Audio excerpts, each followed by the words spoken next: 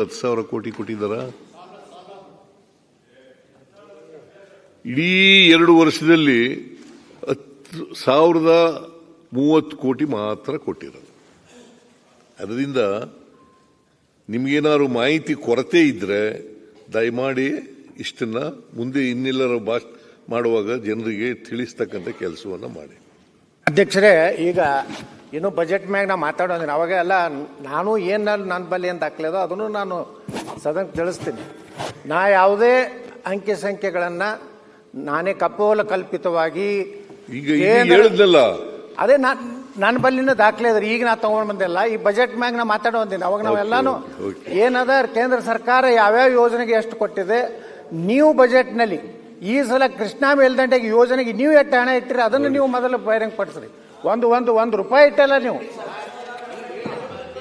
ಹಾಗಂತೇಳಿ ಸದನದಲ್ಲಿ ಸುಳ್ಳು ಹೇಳದ ಯಾರು ಮಾತಾಡ? ಈಗ ಇದು ಟೋಟಲಿ ಅನ್ಟ್ರೂ. ನೀವು ಕೇಂದ್ರದಲ್ಲಿ ಮಂತ್ರಿ ಆಗಿದ್ದವರು, ಸೀನಿಯರ್ ಮೆಂಬರ್ ಆಗಿರೋರು, ಮುಂದೆ ಮುಖ್ಯಮಂತ್ರಿ ಆಗಬೇಕು ಅಂತ ಆಸೆ ಇಟ್ಕೊಂಡಿರೋರು,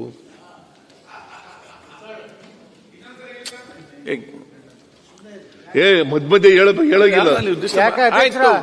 ಅವರೇ ಅಟ್ಟೆ ಆಗ್ಬೇಕನ್ನು ಯಾರಿದ್ದವ್ರು ನಾವು ಯಾಕೆ ಆಗ್ಬಾರ್ದು? ಸಾಮಾನ್ಯ ಒಬ್ಬ ನಂದೇನ್ ತಕರಾರು ಇಲ್ಲ. ಅವ್ರು ಏನ್ ಹೇಳಿದ್ದಾರೆ? 224 ಜನರಲ್ಲಿ 224 ಜನರಲ್ಲಿ ಯಾರು ಬೇಕಾದ್ರೂ ಆಗ್ಬೋದು. ಸಂವಿಧಾನದಾಗ ಯಾರು ಬೇಕಾದವ್ರ ಅಧಿಕಾರ ಇದೆ. ಆಗ್ಬೋದು, ನೀವು ಅಷ್ಟೇ ಇಲ್ಲ. ಆಗ್ಬೋದು. ಅಪ್ಪ ಕಡೆ ನಮ್ಮ ಮಗ ಆಗ್ಬೇಕನ್ನು ಮುಖ್ಯಮಂತ್ರಿ ಏನಾಗಿದೆ? ಜನರ ಆದೇಶ, ಎಲ್ಲರ ಅಪ್ಪ ಕೂಡ ಅಲ್ಲ. ಅಧ್ಯಕ್ಷರೇ, ಆಯ್ತು ಅಲ್ಲ, ಯತ್ನಾಳ್ ಅವ್ರು ಸುಳ್ಳು ನಾವು ಏನಪ್ಪ ಮಾತಾಡ್ಬೇಕು. ಯತ್ನಾಳ ಅಂತಿವರು ಸೀನಿಯರ್ ಲೀಡರು ಸದನಕ್ಕೆ ತಪ್ಪು ಮಾಹಿತಿ ಕೊಟ್ಬಿಟ್ಟಿದಾರಲ್ಲ ಅನ್ನೋದು ಅಷ್ಟೇ. ಪದೇ ಹೇಳೋಗಿಲ್ಲ.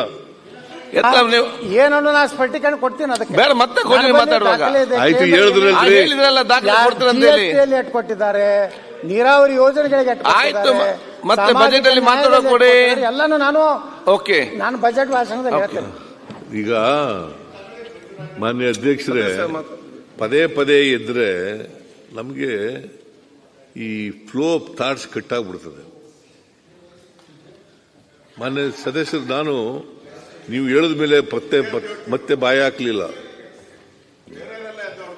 ಅಲ್ಲೇ ಬೇರೆಯವರು ಎದ್ದು ಹೇಳ್ತಾರೆ, ನಾನು leader as chief minister, as leader of the house. ಚಲರಾಸ್ವಾಮಿ ಅವರು ಸುಮ್ಮನೆ ಮಧ್ಯ ಹೇಳಿ ಮಾಡೋಕೆ ಹೋಗ್ಬಾರ್ದು, ಮಧ್ಯ ಎದ್ದಾಳಬಾರ್ದು.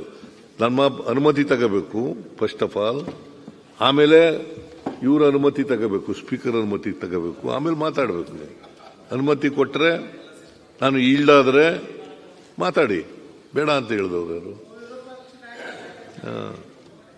ಮೊನ್ನೆ ಅಧ್ಯಕ್ಷರೇ, ಯತ್ನಾಳ್ ಅವರು ಬಜೆಟ್ ಮೇಲೆ ಮಾತಾಡುವಾಗ ಹೇಳ್ತೀವಿ ಅಂತ ಹೇಳಿದ್ದಾರೆ. ಹೇಳಲಿ ಪಾಪ. ನಾನು ಹೇಳೋದು ಸುಳ್ಳು ಸತ್ಯನಾ, ಅವ್ರು ಹೇಳೋದು ಸತ್ಯನಾ ಎಲ್ಲ ಹೇಳಲಿ. I have no objection.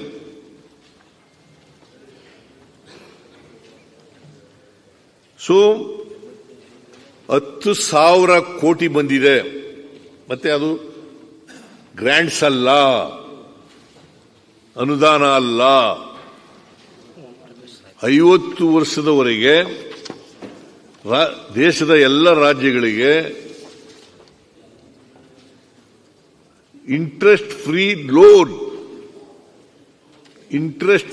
Loan